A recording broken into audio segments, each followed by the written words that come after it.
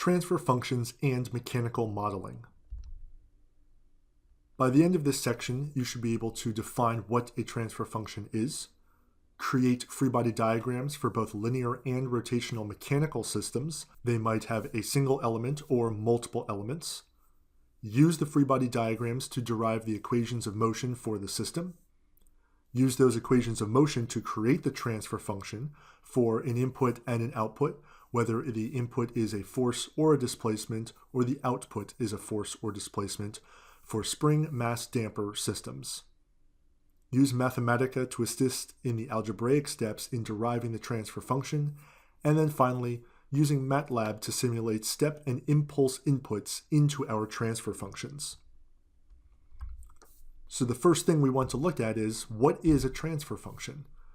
Well, the formal definition of a transfer function is it's going to be our output over our input.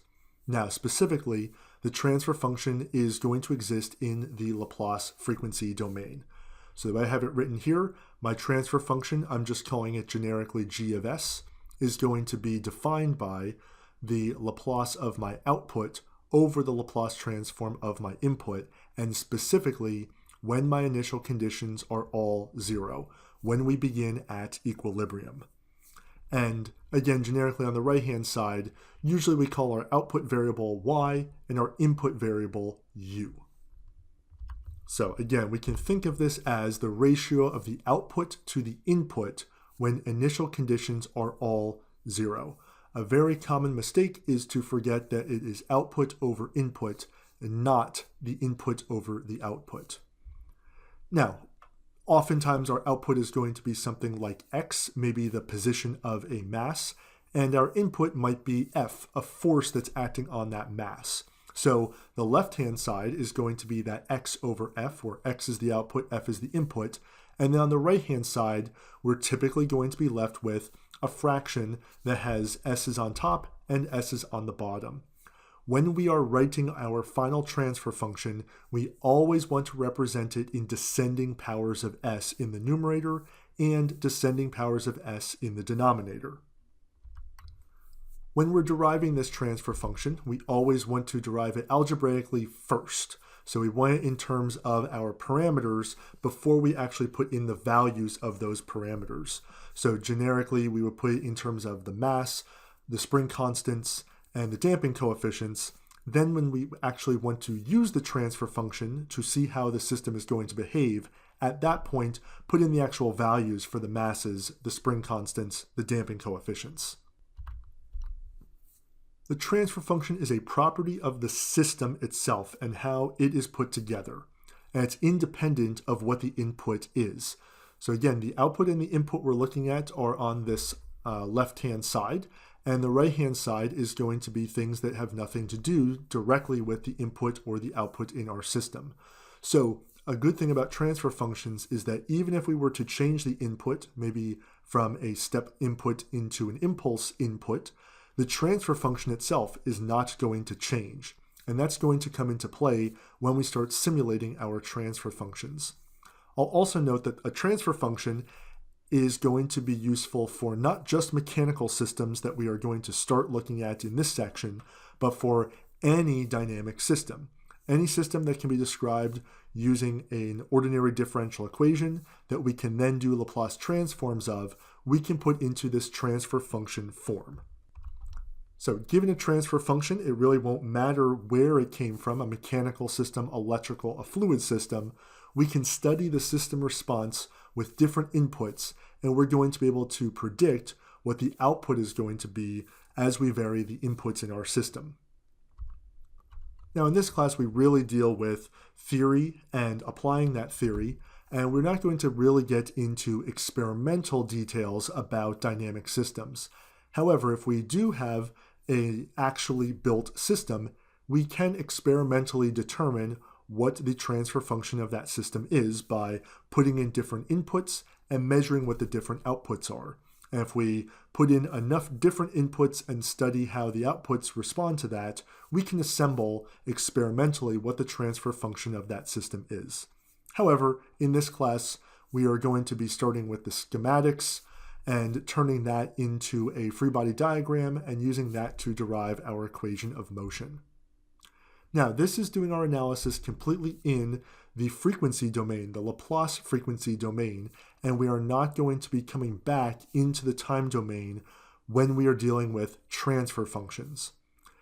If we are staying in the time domain to do our analysis, we are going to use a technique called a state space model that we're going to get into at the end of Unit 1. So a state space model stays completely in the time domain, does not enter the Laplace frequency domain. The transfer function is going to enter the Laplace frequency domain, but stay there. But we're going to see that we are going to be able to still study what happens in the time domain, even though all of our analysis is being done in the frequency domain. And we'll get to actually applying our transfer function in Unit 2, the analysis portion, where we're going to build our transfer function using the modeling techniques we develop here in Unit 1, and now see properties of that transfer function, for example, what the poles are, or how many poles we have, the order of our numerator or our denominator, to see how that system is going to behave. But the concentration of Unit 1 is creating this transfer function. We're going to see its actual utility in the upcoming units then. Now, we can get numeric solutions using MATLAB or other packages as well if we build our transfer function. So in MATLAB, and we will be doing this a good deal in Unit 2, but we'll preview it a little bit now to see what do these systems look like, what does the response of the system look like. A transfer function can be created in MATLAB using the TF function, so TF for transfer function. And this is why it's going to be important to always write our transfer functions with the numerator and the denominator each in descending powers of s. Because what MATLAB and other packages like Python, Mathematica are probably going to want is that same requirement, that we are going to list all of our coefficients in descending order. So what does this take? And we'll look at this in the examples in a little bit as well. But TF is going to make our transfer function, and we just put in a vector of the coefficients in front of those s terms in the numerator, and then a vector of the coefficients in front of the s terms in the denominator. Right? So it's going to assume, let's say that our numerator is degree 2, so we have an s squared term. Then what we're going to put in is the coefficient in front of the s squared term, the s term, and then the constant. Let's say the denominator would be degree 4. It's expecting then we're going to put in the coefficients of the s to the 4th term, then the coefficient of s cubed, s squared, s, and then 1. You want to pay particular attention that if you have a term that has a 0 coefficient, you do explicitly need to put that 0 in. However, it is going to assume that if we start, let's say, with 1, 2, 1 in our numerator, that we are saying it's s squared plus 2s plus 1. It's saying that all of the higher order polynomials have a coefficient of 0. So you don't need to proceed with zeros, but you do need to include all of the zeros as you go down the line of s terms. So that will create this transfer function in MATLAB. I'm saving it here in a variable I'm just going to call g, and we'll see in the example that g is stored as this transfer function object. And what can we do with g? We're going to keep it very simple for this section and this unit for now. The point of the transfer function eventually is so that we know what the output is doing for different inputs. So we'll talk just in this section about two different inputs, a step input and an impulse. So recall the transfer function is the ratio of our output over our input, and it works for any input that we use. When we use step and impulse, this is where we're actually defining the input and then seeing how does the output respond to that input. So how does, say, the position of the mass respond when our input force on the mass is a step or an impulse. So step, what we can do here is if we have a step with an amplitude of f units, we can take f times g, where again, g is that transfer function object that we saw before. And what that is going to do is it's going to calculate the output based on the input as an f amplitude step function. Another way we'll use it is with impulse. Again, impulse f times g, where g is our transfer function. This is going to see what does the output do if our input, I'll say f, if our input is an impulse of f units. If we do not define an input, we don't know what the output is going to be doing. But once again, the transfer function does exist independent of what specifically the input is. As long as we know it is a force acting at some point or on some element, it doesn't matter the specifics of is that force a ramp, a step, an impulse, a sine, a cosine. The transfer function will remain the same no matter what. It's in this step where we actually define what the input is and study the behavior of the system.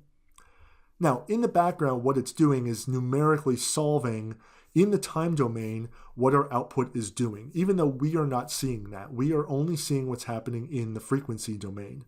We'll get into the details of how it's doing the solving later as we close out this unit and we look at state space models and how we can numerically solve those. But for right now, MATLAB or whatever package we're using is in the background numerically solving the differential equation that we provide it via the transfer function. Now, it's seeing what happens when the timer starts, and it will go for as long as we want it to. So we can build on what we did before mathematically or theoretically when we were using initial value theorem and final value theorem. So as long as we have a stable system, and that's mostly what we're going to be working with for now, we can validate with IVT and FVT at least what we're seeing in the behavior of our system. What do we expect that initial value and final value or steady state value to be of our function? Now, IVT and FVT didn't give us any information about what happened between when we started the timer and when we reached steady state. That's what the numeric solution is filling in that gap, or that probably very large gap. We also want to keep in mind we are not putting in the transfer function and solving for the transfer function. We are always solving for what the output is. The transfer function is that ratio of the output over the input. So that's a little bit of the background on the transfer function and how we're going to be using it.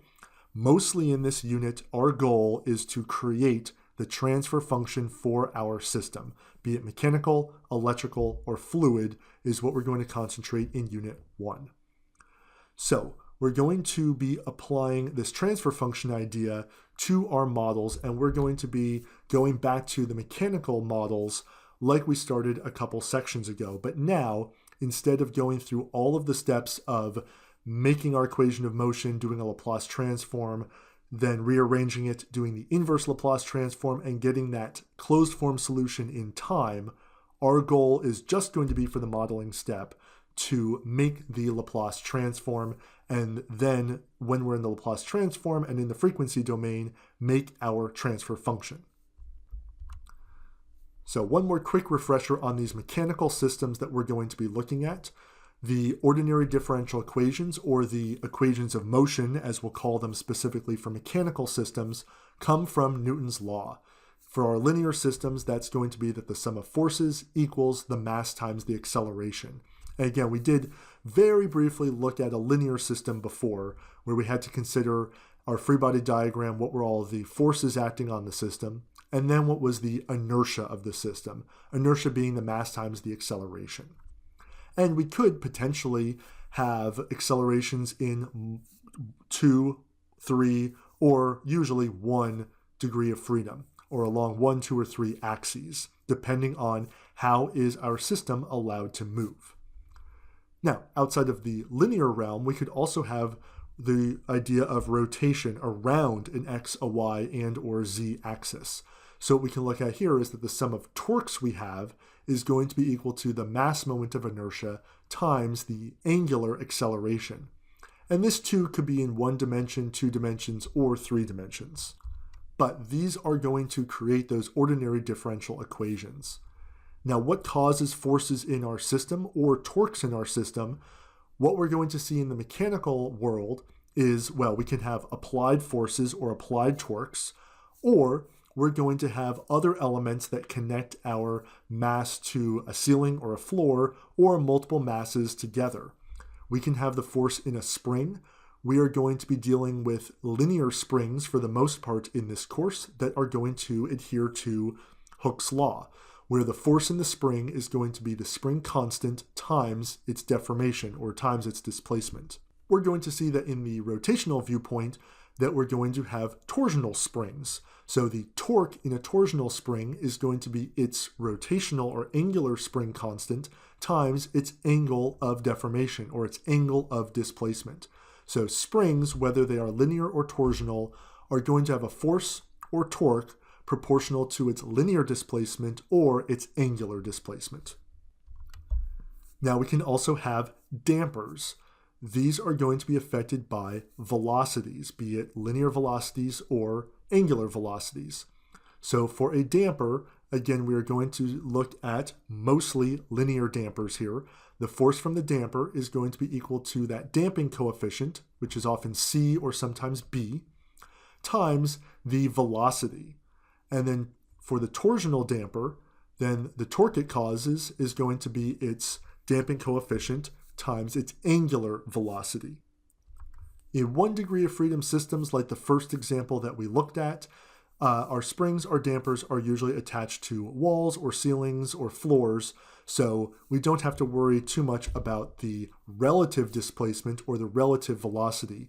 But in general, we always want to consider the relative displacement of springs on one end versus the other, how much net displacement is there. And the same thing for dampers. From one end to the other, what is the net velocity of our damper as it is compressing or expanding? So we'll be applying these ideas for transfer functions and mechanical modeling to several examples in this section.